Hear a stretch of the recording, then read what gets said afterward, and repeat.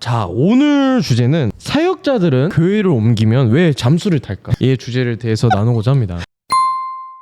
저는 일단 먼저 얘기를 하자면, 그러니까 사역자들이 사실 잠수를 타고 싶어서 잠수를 타는 게 아니에요. 그래요? 예, 다음 사역자에 대한 배려 때문에. 근데 제가 만약에 청소년부를 했어요. 그리고 제가 다른 교회로 이동을 해요. 사역했었던 곳에 사역을 담당해 주시는 새로운 사역자분이 오시잖아요. 만약에 제가 청소년부에서 선생님이나 청소년부 원이랑 연락을 한다 생각해요. 그러면 거기 있는 일원들은 새로 오신 전도사님이랑 친해지거나 집중을 해야 되는데 그렇지 못하는 경우가 있단 말이에요. 그 새로 오신 사역자분이 기분 나빠할 수도 있어요. 예, 연락을 했는데, 왜냐면 저도 딱 청소년부를 새로 사역했었을 때 가장 어려웠었던 부분이 뭐였었냐면, 전에 사역자분은 이러지 않으셨는데, 전에 사역자분은 그러시지 않았어요. 전에 전도사님은 수련회 때 이러지 않았어요. 예배 때 그러지 않았는데, 전에 애들한테는 이렇게 줬어요. 저는 그 전 사역자를 모르니까. 그렇죠, 모르죠. 모르니까 알아도 뭐 어떻게 할 수가 없지. 저 그 생각이 드는 거야. 그 사람을 내가 따라해야 되나? 뭐 도플갱어가 되어야 되나? 뭐 진짜 너무 어려울 때가 있었어요. 뭐 아니 그 사람한테 뭐 조언을 받아야 되나? 왜냐면 제가 한 가지 너무 힘들었었던 게 뭐였냐면, 전 사역자가 찬양을 진짜 잘했대요. 찬양 너무 잘해갖고 성도님들이 찬양 시간 되면 그 찬양이 되게 몰입되고 하는데, 그 정도로. 제가 찬양을 진짜 못하거든요. 제가 이제 찬양 시간 되면 전 사역자 얘기를 많이 해줘요. 담임 목사님 포함해서. 그러니까 저는 그게 너무 힘들었었거든요. 근데 그 사람 네. 진짜 잘했나 보다. 사역자들이 보통 잠수를 타는 게, 첫 번째로는 기존 사역자와 그 새로 오신 사역자와 그 제가 맡고 있었던 그 부서에 대한 예의 때문에 잠수를 타는 거 있긴 하거든요. 그러니까 마냥 잠수를 타진 않아요. 이렇게 연락을 하게 되는 경우가 있어요? 사실 저는 건강한 연락은 적당히 해야 돼요. 해도 몰래. 깔끔하게 딱 용무만. 뭔가 막 이렇게 진짜 뭐 사적인 관계를 갖는 그런 거는 좀 지양. 지향. 왜냐면 비교하게 되거든요. 그래서 이 사람이라는 게 그럴 수도 있겠네. 그렇게 얘기할 수도 있어요. 전사님 잘 지내세요?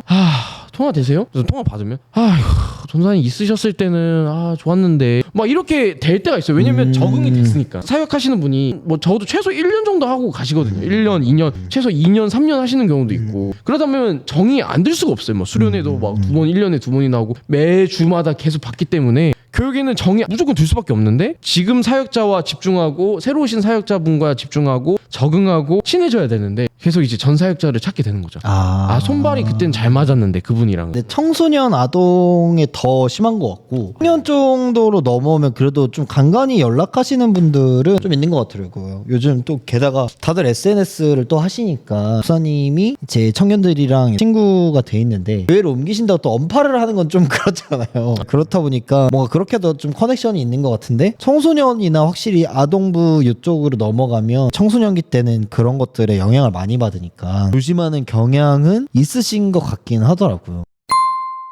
전 사역자에 대한 배려라고 하는데, 사실 신학대 자체가 그렇게 큰 인프라가 아니기 때문에 같은 부서로 오면은 저는 그 같은 나이대가 비슷하기 때문에 알 거라고 생각하거든요. 그러니까 청소년부로 계셨던 분이 다른 분이 오셨다고 해도 나이대가 비슷할 거니까 아실 것 같은데, 같은 학교 선후배나 동기가 온다는 얘기를 들었어요. 그래서 나는 가서 잠수를 탔지만 이 친구한테 그 교회 소식을 막 물어본다거나 하는 경우가 있나요? 물어볼 수는 있어요. 담당하는 전도사님들 있잖아요. 후배 전도사님이 온대요. 제 부서에 새로 후배 전도사님한테 인수인계를 하고 전 갔어요. 궁금하잖아요. 보통은 끊겨요. 끊죠. 왜냐면 사사건건 또 이제 터치할 수 있는 경우도 있으니까. 솔직히 저라도 이해되거든요. 저도 이 안에서 리더로서 뭔가 열심히 하고 싶은 게 있어요. 연락이 와요. 근데 그래? 너 그렇게 하는 거 아니야, 뭐 이런 식으로 한다던가. 야, 걔는 그렇게 담당하면 안 돼. 걔 선물 사줬어? 걔 생일이에요. 생일날 연락 와서, 와, 그거 진짜. 친구 몇 월 며칠 생일이에요. 선물해 줬어요? 이게 전사님 제가 알아서 그냥 하고 싶은데.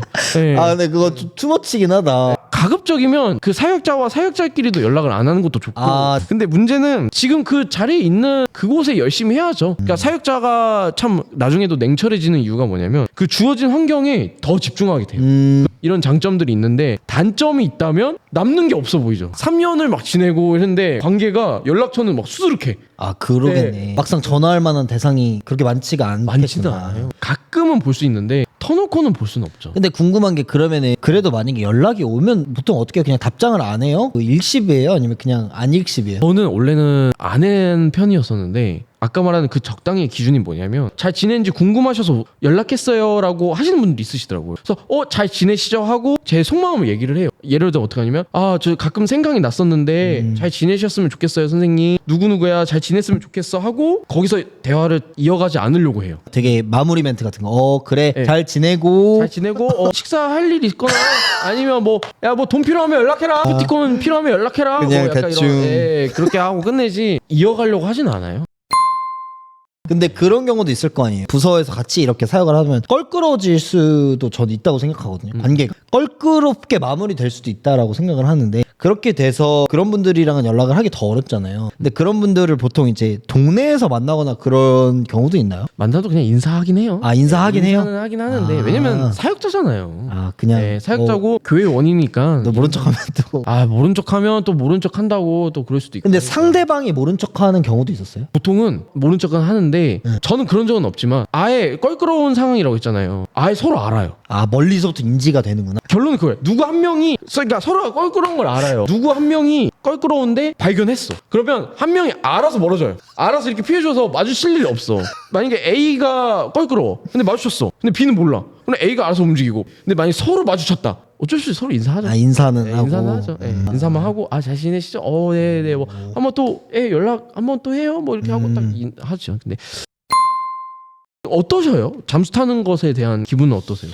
솔직히 말해서 저는 조금 어렸을 때는 좀 서운했어요. 이 사람이 이렇게 싫어하나? 이렇게 생각. 왜냐면은 그동안 우리가 함께했던 추억 추억 다 어디 간 거야? 막 이랬었는데 청소년기 때 보통 그랬던 것 같고 그리고 저희 어렸을 때는 그런 SNS가 지금처럼 활발하지가 않았다 보니까 더 연락할 수 있는 수단이 없었던 것 같아요. 그러다 보니까 그냥 진짜 멀리서 뭐 어떻게 잘 지내고 계시대. 왜 어른들은 꼭 연락하시는 분들이 또 있긴 하더라고요. 그러면 그래요? 그냥 이러고 마는 거지. 그렇게만 소식을 전하기가 좀 아쉽고 근데 성인이 돼서는 이해를 하게 됐어요. 그분들이 그렇게 할 수밖에 없는 이유 아까도 말했지만 새로 온 사람에 대한 어떤 배려일 수도 있겠다는 생각도 했고 왜 학교 선생님들도 사실은 워낙 만나는 사람들이 많다 보니까 나중에 막 길 가다가 선생님 하면 그 사람도 누구지? 이렇게 하거든요. 뭔가 사역자들도 또 모든 사람을 다 그렇게 대하면 그분이 섬기고 계시는 교회나 이런 데 집중하지 못하겠구나 이런 생각이 들어서 좀 이해는 하게 됐는데 좀 아쉽긴 하죠. 그런 것도 본 것 같아요. 이제 가끔씩 제가 아는 형 중에 어떤 형은 막 사역자분이랑 엄청 친하게 지냈었는데 아무래도 친하게 지내도 이제 사역자와 이제 성도의 관계니까 어느 정도 선이 있거든요. 근데 정확하게 그 교회를 이제 사임하고 다른 데로 가기로 결정이 났다고 한 순간 갑자기 형! 막 이러면서 갑자기 형 이제 형이라고 불러도 되잖아. 막 이러면서 막 이렇게 하더라고요. 근데 결국에 그 둘은 계속 만나긴 했어. 계속 만나고 막 좋은 관계 막 결혼해서도 만나고 이랬는데 뭔가 그런 케이스도 있는 걸로 봐서는 사바사예요. 예, 그러니까 또 어떤 분은 아닐 수도 있어요. 완전 칼처럼 탁 끊으시더라고요. 이제 사역자분이신데 FM이실수록 칼같이 끊어요. 맞아요. 예. 왜냐면 그런 FM 분들은 리스크들을 되게 상당히 경계를 해요. 근데 뭐 FM 이것도 아니라 푸근한 형들 맞아. 스타일이나 그런 사역자분 스타일 분들은 먼저 오히려, 연락해. 먼저 연락해요. 야, 네 생일이냐? 야, 기프티콘 보낸다. 잘 지내고 있냐? 너 뭐 교회 또 뛰쳐나가고 뭐 그러면 안 된다 너.